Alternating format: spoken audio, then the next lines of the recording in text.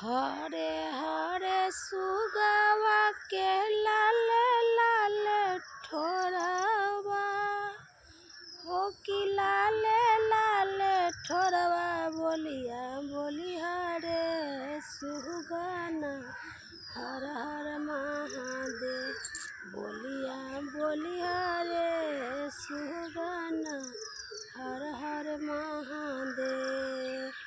आंगना में बोली दुआरिया बोलिया दुआरिया बोलिया बोलिया बोलिया रे सुगना हर हर महादेव बोलिया बोलिया रे सुगना हर हर महादेव।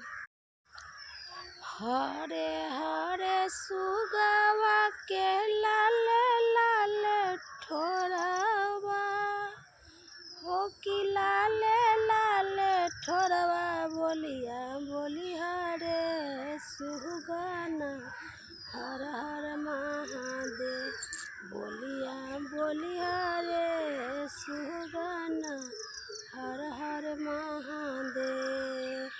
आंगना में बोली दुआरिया बोलिया दुआरिया बोलिया बोलिया बोलिया रे सुगना हर